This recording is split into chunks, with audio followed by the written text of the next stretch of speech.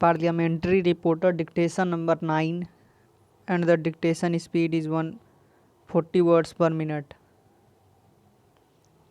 Ready? Start. Mr. Vice Chairman, sir, I rise to lend my support to the budget proposals of our new Finance Minister, Sri C. Subramaniam. Before taking up this particular responsibility in the center, he has for many years in charge of the finances of the Tamil Nadu state, and he then made a name for himself as one who has a grasp of the intricacies of public finances and also an ability to tackle the problems of public finances with boldness and imagination. These qualities, I am glad to say, are very much reflected in the proposals which are before us. What I particularly like about the budget proposals this year is this: they reveal the sincere approach of the government to achieve increased production, industrial as well as agricultural, which alone could improve the much deteriorated economic situation in the country. Achievement of this objective is the only answer to bring down the prices. As long as shortages exist and as long as industrial production deteriorates, the prices would be spiraling, having worst effect on the life of the people, particularly the lower income groups. I am glad that the finance minister has taken care to achieve this objective in making large allocations for agriculture and food production. The real and difficult task is not in making allocations for the plants but in putting them through. In my mind, it appears that both the central and state governments are launching ambitious plans which our economy cannot bear. Instead of taking up too many projects, we should confine ourselves to a few projects and complete them in record time.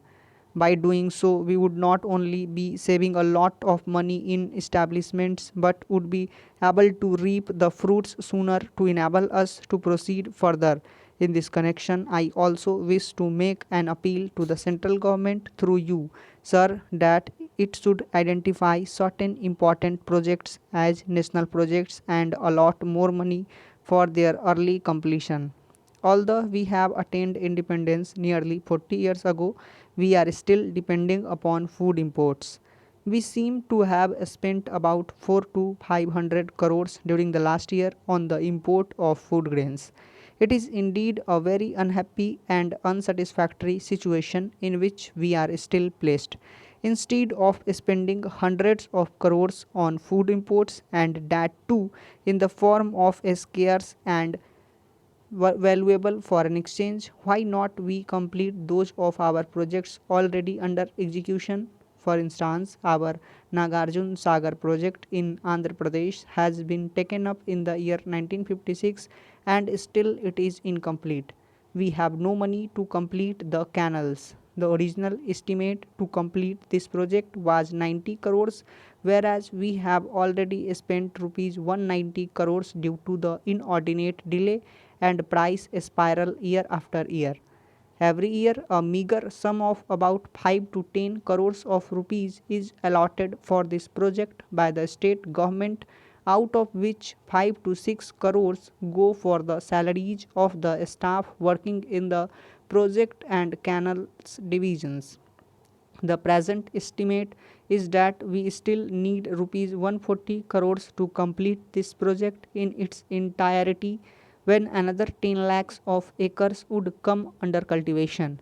Our chief minister has offered to give 9 to 10 lakh tons of rice to the central pool every year.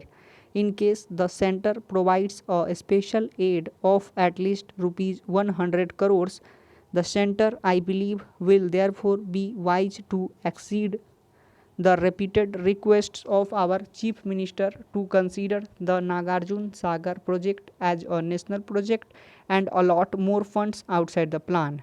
I do not mean that only the Nagarjun Sagar project should be helped by the center. Other important projects too, which could be identified as national projects, should be taken care of to enable the country to be self-sufficient in the matter of food.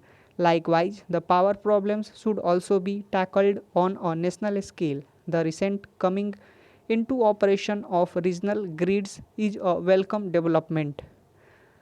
All steps should be taken to bring into being a national grid as soon as possible. Instead of wasting our monies and energies in starting a large number of power units here, there, and everywhere, we should concentrate on 3 or 4 super thermal stations utilizing our immense reserves of coal.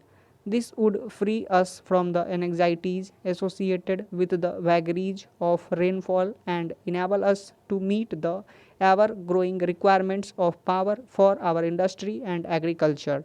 Before I pass on to other matters, I would like to say a few words on a thing which is agitating the minds of the people of Andhra Pradesh very much. For a long time now, they have come to believe that they could not achieve real industrial progress unless a steel project is located inside their state, which should be financed by the center.